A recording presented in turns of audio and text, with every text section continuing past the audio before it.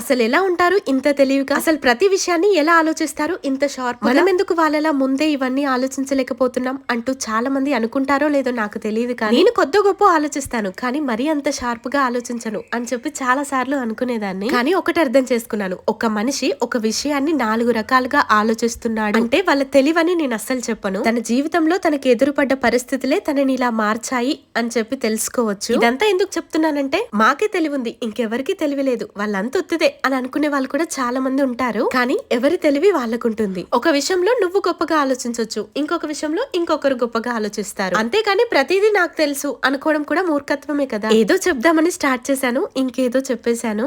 విన్నాక మీకు ఏమైనా ఇబ్బందిగా అనిపిస్తే ఐఎమ్ సో సారీ.